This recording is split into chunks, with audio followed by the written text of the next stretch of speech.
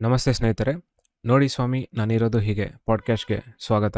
ನಾನು ಇಂಜಿನಿಯರಿಂಗ್ ಎಲ್ಲ ಮುಗಿಸಾದ್ಮೇಲೆ ಕೆಲಸಕ್ಕೆ ಹೋಗಬೇಕಂತ ಇನ್ನೂ ಡಿಸೈಡ್ ಮಾಡಿರಲಿಲ್ಲ. ಸೊ ಮನೇಲೇ ಇದ್ದೆ ಆ್ಯಂಡ್ ಐ ಥಿಂಕ್ ಹತ್ತತ್ರ 6 ಮಂತ್ಸ್ ಏನೋ ಆರಾಮಾಗಿ ಮನೇಲೇ ಟೈಮ್ ಸ್ಪೆಂಡ್ ಮಾಡಿಕೊಂಡು ಗೇಮ್ ಆಡಿಕೊಂಡು ಈ ಥರದ್ದೆಲ್ಲ ಮಾಡ್ತಾಯಿದ್ದೆ. ಆಮೇಲೆ ಅನಿಸ್ತು ಓಕೆ ಫೈನ್, ಎಲ್ಲಾದರೂ ಕೆಲಸ ಹುಡುಕಬೇಕು, ಏನಾದರೂ ಒಂದು ಮಾಡಬೇಕಂತೆಲ್ಲ ಹೇಳ್ಬಿಟ್ಟು ಐ ಥಿಂಕ್ ಕಾಲೇಜ್ ಟೈಮ್ನಲ್ಲಿ 3rd ಅಥವಾ 4th ಇಯರ್ನಲ್ಲಿರುವಾಗ ಕಾಲೇಜ್ ಕಡೆಯಿಂದ ಫೋರ್ಮೆನ್ ಟ್ರೈನಿಂಗ್ ಇನ್ಸ್ಟಿಟ್ಯೂಟ್ ಅಂತ ಒಂದು ಜಾಗ ಕರ್ಕೊಂಡು ಹೋಗಿದ್ರು. ಅದು ಕಂಠೀರವ ಸ್ಟುಡಿಯೋ ಹತ್ರ ಇರೋದು. ಫೋರ್ಮೆನ್ ಟ್ರೈನಿಂಗ್ ಇನ್ಸ್ಟಿಟ್ಯೂಟ್ ಏನಂತ ಹೇಳಿದ್ರೆ ಅದು ಕೂಡ ಒಂದು ಬೇಸಿಕಲಿ ಟ್ರೈನಿಂಗ್ ಇನ್ಸ್ಟಿಟ್ಯೂಟು. ಯಾವ ರೀತಿ ಟ್ರೈನಿಂಗ್ ಅಂತ ಹೇಳಿದ್ರೆ ಡಿಫ್ರೆಂಟ್ ಡಿಪಾರ್ಟ್ಮೆಂಟ್ಸ್, ಇವಾಗ ಫಾರ್ ಎಕ್ಸಾಂಪಲ್ ಎಲೆಕ್ಟ್ರಿಕಲ್ದು ಪವರ್ ಸೆಕ್ಟರ್ಸ್ ಇರುತ್ತೆ ಆ್ಯಂಡ್ ಕಂಪ್ಯೂಟರ್ಸ್ ಸೈನ್ಸ್ ಅವ್ರಿಗೂ ಇರುತ್ತೆ, ಮೆಕ್ಯಾನಿಕಲ್ಲು, ಲೇತ್ ಮೆಷಿನ್ ಈ ಥರದ್ದೆಲ್ಲ. ಬೇಸಿಕಲಿ ಇಂಡಸ್ಟ್ರಿನಲ್ಲಿ ಏನೇನಾಗುತ್ತೆ ಆ ಥರದ್ದು ಟಾಪಿಕ್ಸ್ ಮೇಲೆ ನಿಮಗೆ ಇದರಲ್ಲಿ ಟ್ರೈನಿಂಗ್ ಕೊಡ್ತಾರೆ. ಸೊ ಅದೆಲ್ಲ ನೋಡಿ ನನಗೆ ತುಂಬ ಒಂಥರ ಇಂಟ್ರೆಸ್ಟಿಂಗಾಗಿ ಅನಿಸ್ತು ಆ್ಯಂಡ್ ಅಲ್ಲಿ ಸರಿ ಆಯಿತು, ಹೋಗ್ಬಿಟ್ಟು ಜಾಯ್ನ್ ಆಗಬೇಕು, ಕಲಿಬೇಕಂತೆಲ್ಲ ಅನಿಸಿತ್ತು ನನಗೆ. ಸೊ ನನ್ನ ಇಂಜಿನಿಯರಿಂಗ್ ಆದಮೇಲೆ ಮನೇಲೇ ಕೂತಿದ್ನಲ್ಲ, ಅದಾದರೂ ಮಾಡೋಣ ಅಂತ ಹೇಳ್ಬಿಟ್ಟು ಹೋದೆ. ಆ್ಯಂಡ್ ಅದು 1 year 6 months ಈ ಥರದ್ದೆಲ್ಲ ಕೋರ್ಸ್ ಅಲ್ಲ, ಸಿಂಪಲ್ ಶಾರ್ಟ್ ಕೋರ್ಸು, 1 ವಾರ 2 ವಾರ ಅಷ್ಟೇ ಇರೋದು. ಆ್ಯಂಡ್ ಫೀಸ್ ಕೂಡ ಅಷ್ಟೇ ಕಮ್ಮಿನೇ ಇದ್ದಿದ್ದು. ಸೊ ಆ ರೀಸನ್ಗೋಸ್ಕರ ಒಂದು ಎಕ್ಸ್ಪೀರಿಯನ್ಸ್ ಆಗಲಿ ಅಂತ ಹೇಳಿಬಿಟ್ಟು ಹೋದೆ, ನಾನು ಜಾಯ್ನ್ ಆದೆ. And by for I think one of the best training institute ನಾನು ಅಟೆಂಡ್ ಮಾಡಿರೋದು. ಅಂದರೆ ನಾನೇನು ತುಂಬ ಇನ್ಸ್ಟಿಟ್ಯೂಟ್ ಆ ಥರದ್ದೆಲ್ಲ ಏನು ಅಟೆಂಡ್ ಮಾಡಿಲ್ಲ, ಬಟ್ ಚೆನ್ನಾಗಿತ್ತು. ನಾನು ಅನ್ಕೋತಿದ್ದೆ ಯಾಕೆ ಈ ಥರ ಟಾಪಿಕ್ಸ್ ನಮಗೆ ಡೈರೆಕ್ಟ್ ಇಂಜಿನಿಯರಿಂಗ್ನಲ್ಲಿ ಇಡಲ್ಲ ಅಂತ ಹೇಳಿಬಿಟ್ಟು. ಯಾಕಂತ ಹೇಳಿದ್ರೆ ಎಷ್ಟರ ಮಟ್ಟಿಗೆ ಚೆನ್ನಾಗಿತ್ತು ಅಂತ ಹೇಳಿದ್ರೆ, ನಾವು ಆ್ಯಕ್ಚುಲಿ ಲೈಕ್ ಇಂಡಸ್ಟ್ರಿನಲ್ಲಿ ಏನು ಯೂಸ್ ಮಾಡ್ತೀವಿ ಆ ಥರದ ಬಗ್ಗೆ ನಾಲೆಜ್ ಇತ್ತು. ಆ್ಯಂಡ್ ಅದರಲ್ಲಿ ಕನೆಕ್ಟರ್ಸು ಮತ್ತು ಒಂದಷ್ಟು ವಿಷಯಗಳನ್ನೆಲ್ಲ ಮೋಟ್ರ್ ಬಗ್ಗೆ ಇರ್ಬೋದು, ಇಲ್ಲ ಏನೇನೋ ಚೆನ್ನಾಗಿರೋ ವಿಷಯಗಳನ್ನ ಹೇಳ್ಕೊಡ್ತಿದ್ರು. ಸೊ ಅದೆಲ್ಲ ಕಲಿಯೋಕ್ಕೆ ತುಂಬ ಇಂಟ್ರೆಸ್ಟಿಂಗ್ ಆಗಿತ್ತು ನನಗೆ. ಇನ್ನೊಂದು ವಿಷಯ ಏನಂತ ಹೇಳಿದರೆ, ಅಲ್ಲಿ ಈ ಗೌರ್ಮೆಂಟ್ ಎಂಪ್ಲಾಯೀಸ್ ಇರ್ತಾರೆ.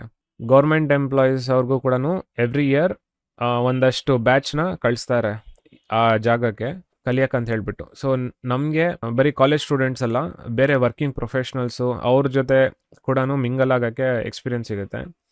ನಾನಷ್ಟು ಮಾತಾಡ್ತಿರ್ಲಿಲ್ಲ, ಸೊ ಹಾಗಾಗಿ ಅಷ್ಟೊಂದು ಫ್ರೆಂಡ್ಸು ಈ ಥರದ್ದೆಲ್ಲ ಮಾಡ್ಕೊಂಡಿರಲಿಲ್ಲ.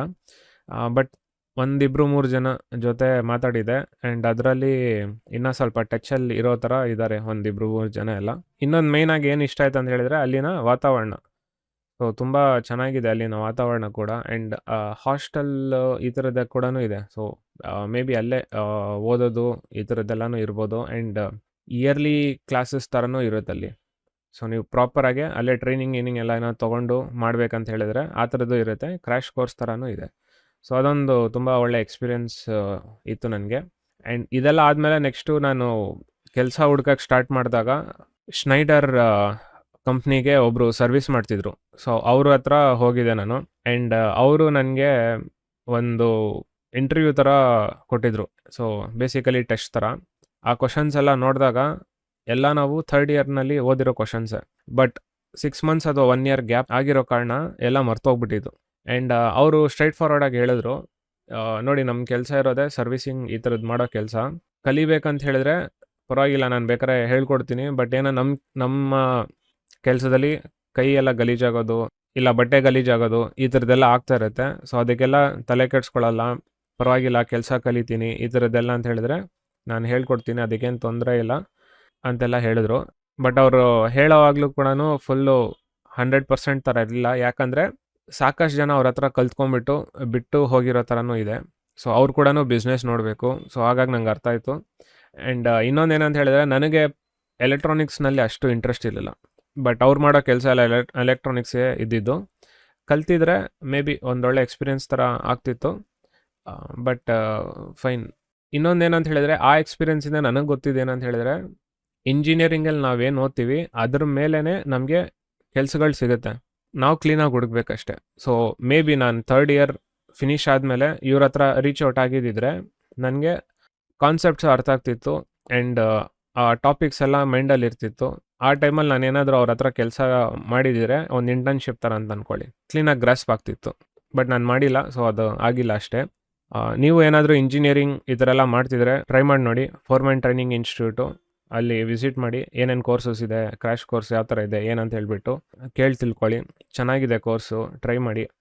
ಅಗೇನ್ ಕಂಠೀರವ ಸ್ಟುಡಿಯೋ ಹತ್ರ ಬರುತ್ತೆ, ಫೋರ್ಮೆನ್ ಟ್ರೈನಿಂಗ್ ಇನ್ಸ್ಟಿಟ್ಯೂಟ್ ಅಂತ.